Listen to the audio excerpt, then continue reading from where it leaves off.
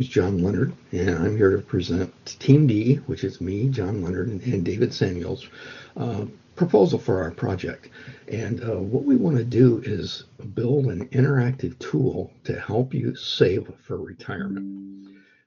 This is something that a lot of people don't think about. I messed around and didn't get to it until I turned 32. But the important thing to remember with this is if you start savings when you're 22, graduate, get your first job, and pick a percentage that you want to contribute to your savings plan. And typically the sweet spot is between 10 and 15%. The best place is about 12%. Now, whether you have an employer that matches your 401k, um, that's going to increase the amount of your savings capabilities.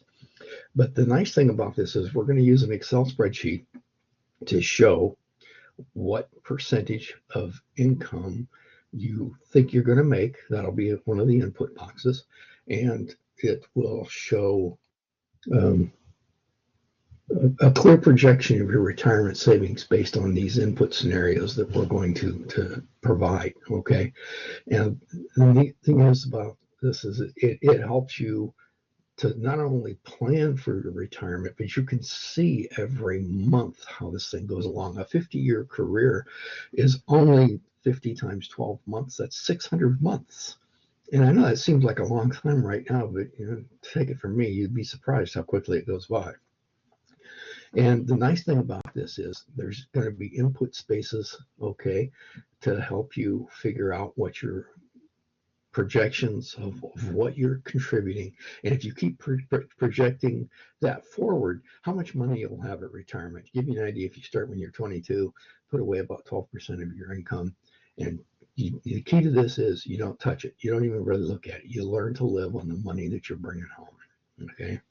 And I did that starting at about 32. Now, if you do that from the time you turn 22 and get your first job, by the time you turn 60s, actually, it's even before that, about the time you turn 50, you'll be a millionaire. Now, inflation is one of the key factors that we want to account for here because $1 million today isn't going to buy you 50 years from now what it will today. And so we're factoring that in. Okay. Other inputs, your starting age, your retirement age, your initial salary, contribution rates. Like I said, 401ks, I would highly recommend that. Roth and non-Roth IRAs, I don't like those because they're a fixed interest rate. If you put your money into a well-managed mutual fund, these guys make money. The more money the mutual fund makes, and they're highly motivated. And over 100 years, the stock market, yeah, there's times when it goes down. I mean, I had times in my career when my 401k savings went down markedly, like in 2008 when the housing bubble burst. But it always comes back, and we'll show charts and stuff to show you these things, okay? And we've got other charts to show you. We'll see what the inflation rate is, what a dollar today is worth. Today, but how much was a dollar in 1978, 1980? How much is that worth today? It gives you an idea of what the impact of the inflation rate. Uh, Again, we'll talk about best practices. We'll have clear legends and labels. The scalability, you can go from 40 to 50 years on this thing. For example, I worked 30, 40 years and tried retirement for a while. I didn't like it. I like working. I like being around people. So I worked way past my retirement age. And in my savings reflects that. So what we're trying to do here is build an interactive tool with all the elements. For example, you think you're going to graduate, you're going to work from now until you retire. Well, that's not always the way things work out. I worked in manufacturing accounting and I got laid off a couple of times because of the economy. This program will help you see how that is going to impact your overall savings. You may get married, you may want to have children. One of you may want to stay home with the baby for a year, first year with the baby.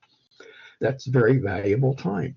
And it's a good thing to do. Again, we'll build that into the spreadsheet to show you how that's going to impact your savings.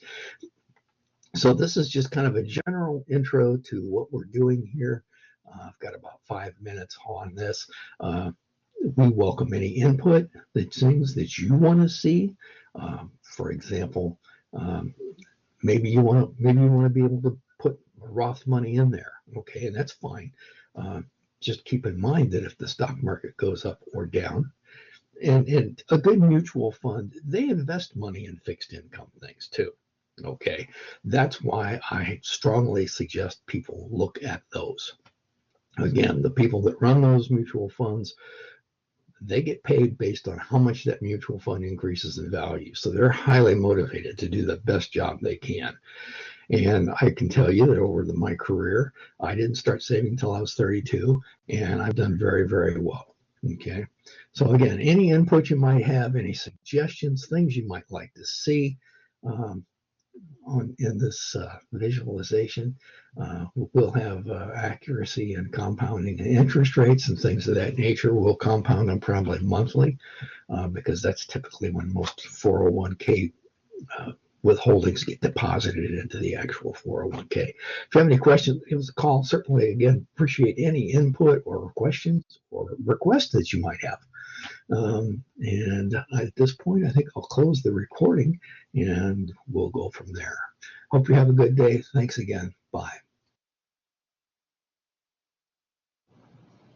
Okay. It feels like a lot more user interface than visualization, and I'll try and show you kind of what I mean. Like the visualization seems relatively simple because if you plug in all the information,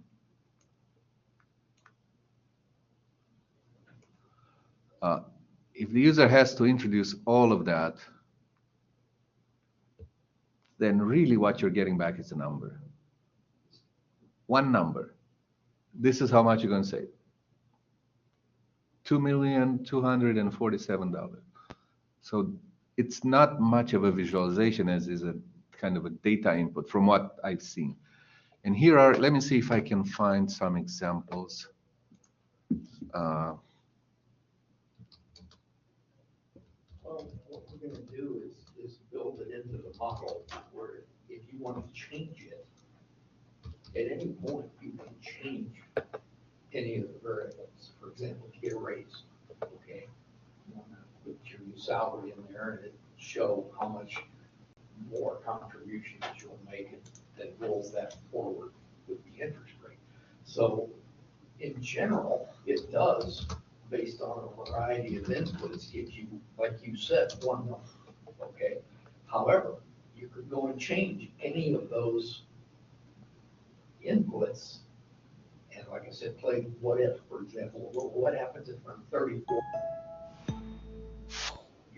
Well, then you have a column where you're...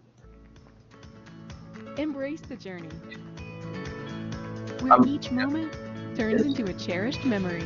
Very interactive tool, but it's also very variable because you can change it and see how that's going to impact your future retirement income, your retirement savings. Plus that, Here is you are running total so that when you get a statement from your 401k company and it says, okay, this is for this month or this year, you can change those numbers, okay? And keep track. It gives you positive feedback. Here is what I mean. In order to see any airplane, I'm on FlightAware. I need to put Little Rock to Chicago.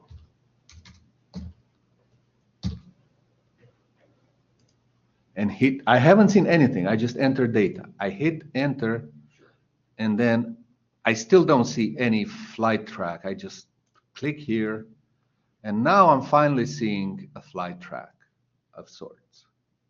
Okay, so it's showing me one at a time. If I want to see another one, I need to go back, click on this. I'm not sure if it's the same one I clicked, but here it is. So this way, I only see one thing at a time, and that is a user interface issue. That is a search. Maybe possibly because their database is going to get hit to show you everything all at once, their database is going to be hit by lots of. So that is more of a database access and stuff like that that prevents you. They can do it for 1 million clients hitting their website. In the visualization world, and I think I haven't really watched this video. Here is an example where I see all the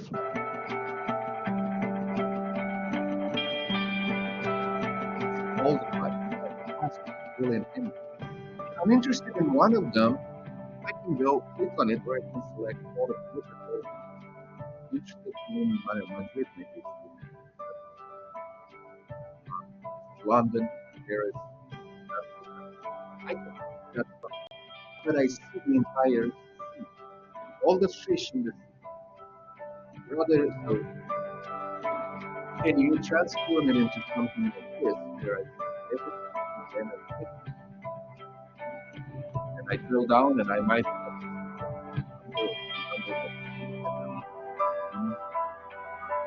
That's kind of what I mean. This is a good example of here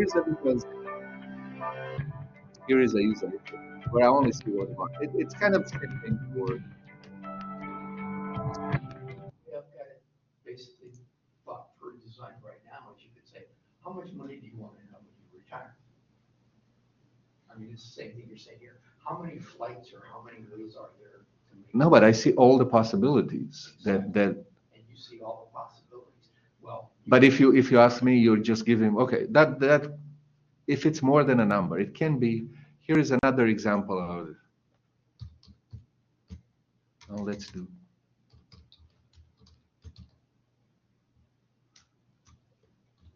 This is about cars. Sure. Well, they're not showing me any car until I have to answer. What do I want? I want an SUV. What brand? Well, they make it better, but they're still showing me one at a time. I don't see all the SUVs. I don't see their price range. I don't see the median price range. I don't see where it's coming from. So many, maybe let's try. If I look for used cars for sale, they're not showing me any car for sale yet until I need to pick a make and the model and the year. I hit go and they give me something. And over here, I might even give me they might even give me nothing if I pick the wrong number. So what if, let's go back here. So I want a Bugatti Veyron and okay. So that's what I mean by data entry. If you ask me a million questions before I see the first visual element, that's more of a user interface. If I see everything, if I were able to see all the cars that are for sale and then I kind of navigate through them, somehow pick I might not care about a particular model or make, or I see all of them, I exclude some because I don't like them, or I see them, let's have them arranged by color, or no, let's have them arranged by price, or I want color and price. Let's see what's the median for them, how much am I really paying? Quality-wise, do they have, I want one of the CD player. I'm kidding, but you see where I'm getting from. Sure. Start with everything and then use the interactivity to navigate. That's the way. Rather than start with nothing and ask all the questions. That's basically the way I started building it. Was I said, okay, we're going to load these data points, like all the cars. What percentage? We're going to say you're going to start with this percentage, and you're going to put this much in, and you're going to do this, and this is how much money you're going to make. And then if you don't like that, it will show you then how much money you'll have given all those assumptions. And if you want to change the assumptions. But it's more like a search than, don't make it a search. Show me 10,000 possibilities, and then I pick the ones that I want from there. Run the numbers yourself, build your data. Okay. And instead of computing a single number, compute 1,000 numbers, and then show them to me somehow. And maybe that may be a good idea what you said. Here is my goal. How many paths I have to go to that goal? Sure. Yeah. Like how much money do you want? Like you want a car. Okay. How much money do you want to have when you retire? But then there's 10,000 ways, or there's 300 ways to get there, Yes. and you show me all of them, that's fine, because it's just that number can be a slider even. Oh, yeah. You don't even have to enter it. So that is a different thing than asking each and every, asking what car model, what. Absolutely. So that, and that applies to a lot of, I think in general, to a lot of visualization versus human Sure. computer interface. And like I said, these guys, they could have shown everything, but it's probably going to hit their database so hard to pull everything. So they are, I have to enter the data before I see any path, flight path.